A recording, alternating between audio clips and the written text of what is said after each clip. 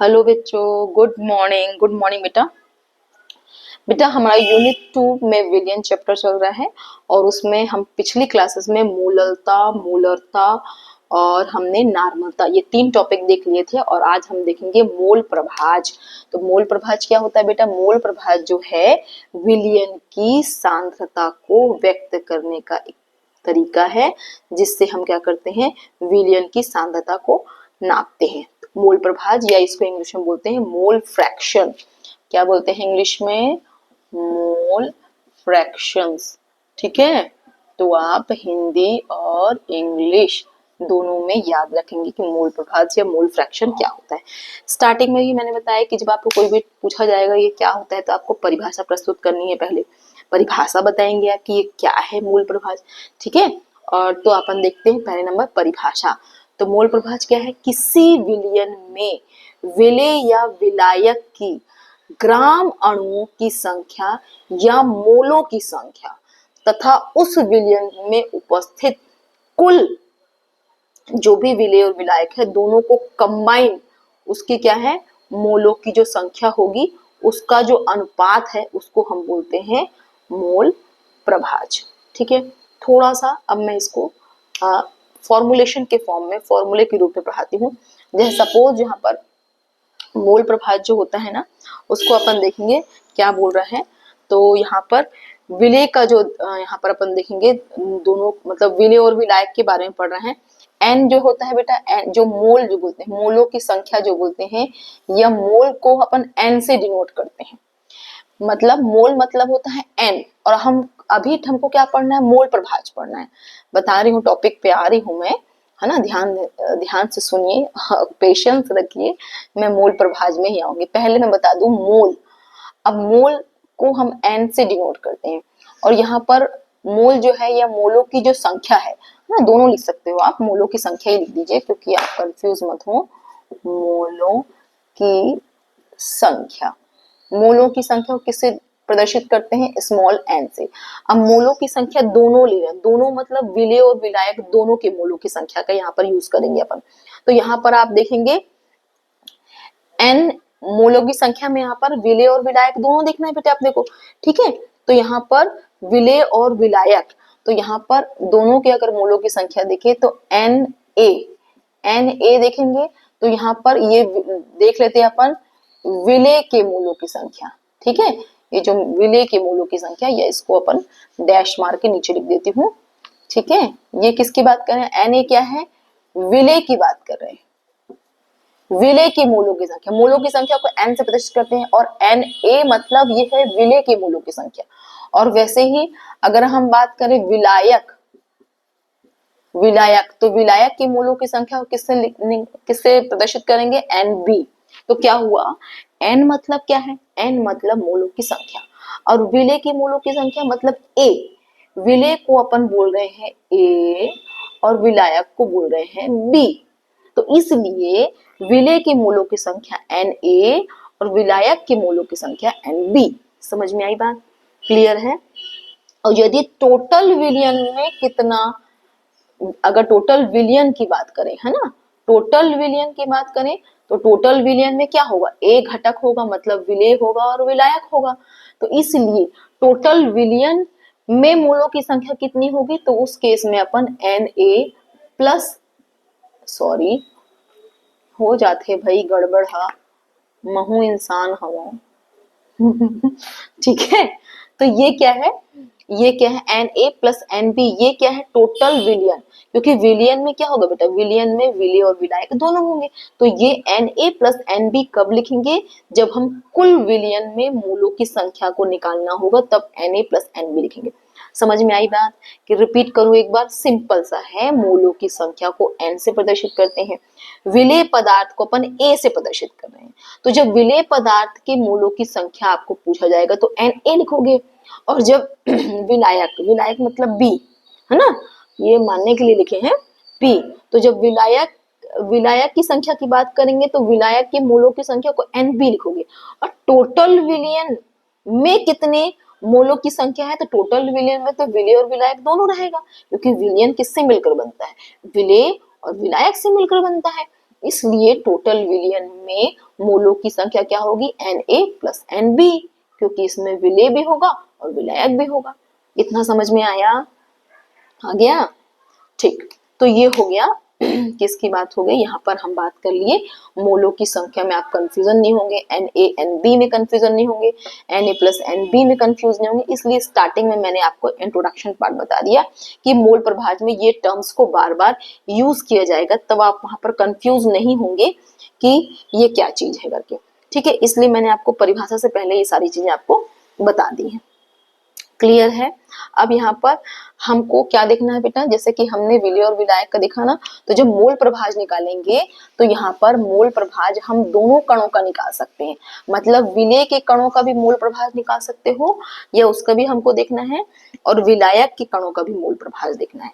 ठीक है, तो यहाँ पर हम यदि देखें, पहले देखें विलेय, तो जैसे मैंने बताया विलेय, विलेय का अगर मोल प्रभाज निकालना है अपने को तो क्या लिखेंगे, x, मोल प्रभाज को x से प्रदर्शित करते हैं, इसको याद रखेंगे। अब विलेय की बात करें तो हम क्या करेंगे, xa का मान निकालना है। ठीक है, xa का मान निकालना है। आप a भी यहाँ वहां कर सकते हैं, कोई दिक्कत नहीं है, या आप अपने विलेय को यदि a माना है तो विलेय का मोल प्रभाज में xa लिख दोगे, यदि विलेय को आपने b माना है तो आप उसको b लिख सकते हो। तो इसमें कोई टेंशन वाली बात नहीं है, a b आप खुद डिसाइड कर सकते हो कि विलेय का मतलब क्या है और विलायक का मतलब क्या है ना। तो बस आप बता दीजिएगा स्टार्टिंग में कि A क्या है, A का मतलब विलेय है कि B का मतलब विलेय है। तो आपकी बुक में हो सकता है ऐसा दिया हो कि XB दिया हो, विलेय को B बोल रहा हो, तो उसमें कंफ्यूजन वाली बात नहीं है। ठीक है, आपको बताना है कि विलेय कण को B को आप क्या बोल रहे हैं, विलेय बोल रहे हैं कि विलायक बोल रहे हैं, और जो बोल रहे होंगे तो विलेय की जगह उसी को बार बार रिपीट करना है। समझ में आ रही बात? तो आपके बुक में विलेय के लिए B टर्म्स यूज किया गया है, तो आप B लिखिए, और मैंने अलग कर दिया है, तो उसमें भी कोई दिक्कत वाली बात नहीं है ना। A और B में दिक्कत कब नहीं है, जब आप मान ले रहे हो कि विलेय के कण को अपन B बोल रहे हैं, तो हर बार तो यहाँ पर मोल प्रभाज, यदि विलेय का मोल प्रभाज निकाल रहे हो, ठीक है, विलेय पदार्थ का यदि मोल प्रभाज निकाल रहे हो तो XB बोलेंगे, क्योंकि मोल प्रभाज को हम किससे प्रदर्शित करते हैं, X से। ठीक है, तो मोल प्रभाज को हम X से प्रदर्शित करते हैं, तो यहाँ पर अपने को A का मान निकालना है, माने A के कणों का, विलेय के कणों का भी मोल प्रभाज निकालना है, और विलायक के कण जो है, विलायक जो है उसका भी मोल प्रभाज निकालना है। तो दो फॉर्मूला अपने को अभी लगेंगे। ठीक है, विलेय और विलायक दोनों का मोल प्रभाज निकालना होगा, तो आप विलेय का मोल प्रभाज और विलायक का मोल प्रभाज दोनों अपन निकाल के देखेंगे। एकदम सिंपल है, इतना डिफिकल्ट नहीं है। मैं क्या होता है, एक्सप्लेन करने के लिए थोड़ा ज्यादा बोल लेती हूँ ना, टीचर हूँ ना, बोलने की आदत ही बहुत है ठीक है, तो मेरा उद्देश्य सिर्फ ये रहता है बोलने के पीछे कि मैं आपको एकदम अच्छे से पढ़ाऊं, एकदम अच्छे से समझाऊं, ताकि आप मेरी क्लास को अटेंड करने के बाद आपको बिल्कुल लर्न करने में बहुत ज्यादा टाइम ना लगे। ठीक है, तो यहाँ पर हम क्या निकाल रहे हैं बेटा, यहाँ पर हमको निकालना है विलेय का मोल प्रभाज। तो यदि आप विलेय का मोल प्रभाज, विलेय का मोल प्रभाज को यदि आप क्या बोल रहे हैं, यदि इसको आप मान रहे हैं XB, ठीक है, तो क्या फॉर्मूला होगा, जिसका भी आपको मोल प्रभाज निकालना है, अगर B कणों का मोल प्रभाज निकालना है तो ऊपर में NB होगा। ठीक है, और नीचे में माने अंश में NB, माने B के कणों की मोलों की संख्या ऊपर लिखेंगे, और नीचे में हर वाले पोजीशन में Na प्लस NB, माने टोटल विलयन के मोलों की संख्या नीचे लिखोगे। ये तो ये हो गया आपका फॉर्मूला किसके लिए, B कणों के लिए। अगर B कणों का आप मोल प्रभाज निकालोगे तो B को ऊपर रखना। ठीक है, वैसे ही आप यदि विलायक, ठीक है, विलायक का मोल प्रभाज निकालेंगे तो क्या होगा, सेम वही है। अब यहाँ पर विलायक को अपन क्या मान लेते हैं, XA मान लेते हैं। देखो मैंने बार बार बोला है कि A और B आप डिसाइड कर सकते हो, चेंज भी कर सकते हो, कोई दिक्कत नहीं, बस आपको फॉर्मूला याद रखना है कि जब x a का मान निकाल रहे हो तो ऊपर में क्या होगा, मोलों की संख्या a की लिखोगे और नीचे में टोटल विलियन लिखोगे। टोटल विलियन में मोलों की संख्या लिखोगे, मन टोटल विलियन में a और b दोनों रहेंगे तो नीचे में इस प्रकार से। तो ये दो फॉर्मूले हैं किसके, मोल प्रभाज के। समझ में आई बात? क्या कहा मैंने, फिर से रिपीट कर लो, फॉर्मूला एकदम आसान है। मतलब आपको बी कणों का यदि मोल प्रभाज निकालना है, बी कणों का मोल प्रभाज निकालना है तो बी के मोलों की संख्या बटा टोटल विलियन, ये क्या है, टोटल विलियन है ना, टोटल विलियन में मोलों की संख्या कितनी होगी, टोटल विलियन में ए बी कण होंगे और बी भी कण होंगे, इसलिए नीचे में टोटल विलियन लिखना है। और बी का मोल प्रभाज निकाल रहे हो तो ऊपर में बी के मोलों की संख्या। उसी प्रकार यदि ए कणों का मोल प्रभाज निकाल रहे हैं यदि आप, तो ए कणों की मोलों की संख्या बटा टोटल विलियन का मोल प्रभाज। यहां भी वही है, यहां भी वही है, अंतर कहाँ है, एन बी। अगर बी का मोल प्रभाज निकाल रहे हो तो यहाँ एन बी लिखेंगे और यहाँ पर यदि ए का मोल प्रभाज निकाल रहे हैं तो मोलों की संख्या ए कणों की लिखेंगे। बस सिंपल। समझ में आ गई बात, क्लियर है? किसको डाउट तो नहीं लग रहा है? और यदि किसी को डाउट होगा तो बिल्कुल मेरे कमेंट सेक्शन पर आप कमेंट करिए, है ना, कि मैडम मेरे को ये वाला पॉइंट समझ में नहीं आया, और आ गया है तो बिल्कुल मुझे बताएं, मुझे अच्छा लगेगा। कुछ बच्चे वीडियो देख लेते हैं और कुछ कमेंट भी नहीं करते हैं, तो मुझे ऐसा लगता है कि दो सिचुएशन क्रिएट होती है, या तो आपको बिल्कुल समझ में नहीं आया या तो आपको समझ में आ गया। तो अगर आप कमेंट कर देंगे तो उससे मुझे समझ में आ जाएगा कि आपको समझ में आ गया है। ओके, तो ये है मोल प्रभाज। तो मोल प्रभाज हम कैसा निकालेंगे, विलेय का भी मोल प्रभाज निकालना है और विलायक का भी मोल प्रभाज निकालना है। समझ में आ गई बात? तो ये दो फॉर्मूले हैं किसके, मोल प्रभाज के। याद रहेगा? तो परिभाषा में कैसे लिखेंगे, परिभाषा क्या होगी मोल प्रभाज की, किसी विलयन में विलेय या किसी विलयन में विलेय या विलायक, है ना, दोनों का देखेंगे और दोनों क्या देखेंगे, मोलों की संख्या। तो यहाँ पर हम स्पेशली क्या देख रहे हैं, मोलों की संख्या देख रहे हैं ना।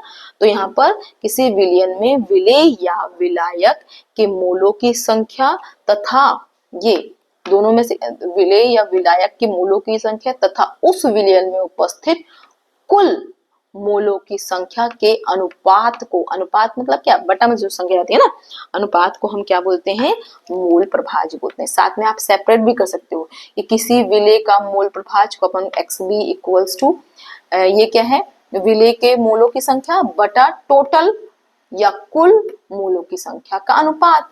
ठीक है, और इसको क्या बोल सकते हैं, विलायक के मोलों की संख्या बटा कुल जो विलयन में उपस्थित मोलों की संख्या, विलयन में उपस्थित कुल मोलों की संख्या का जो अनुपात है उसको क्या बोलेंगे, विलायक का मोल प्रभाज। समझ में है? बस यहाँ पर विलेय और विलायक को ध्यान रखना है।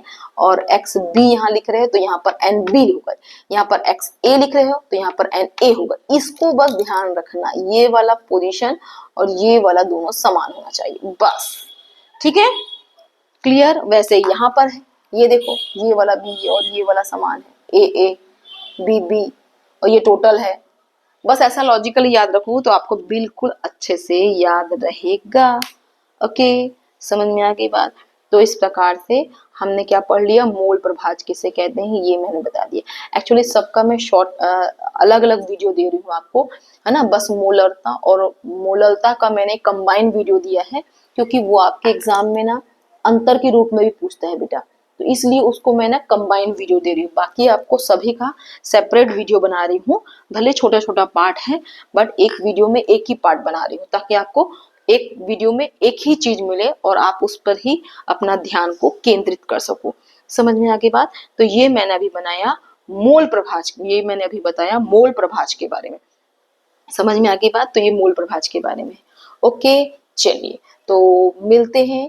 आप मिलेंगे हम नेक्स्ट वीडियो में। बट आपका होमवर्क ये है कि आप ये मूल प्रभाज को अच्छे से, इसकी परिभाषा, इसका ये दोनों फॉर्मूला और मूल प्रभाज को एक्स से परिभाषित करते हैं, विलेय का मूल प्रभाज, विलायक का मूल प्रभाज, दोनों का निकालने का फॉर्मूला एकदम प्यार से, अच्छे से, हाथ जोड़ के, ठीक है, जैसा भी बने आपको पढ़ना है, याद रखना है, क्योंकि इससे रिलेटेड सवाल भी एग्जाम में आते हैं।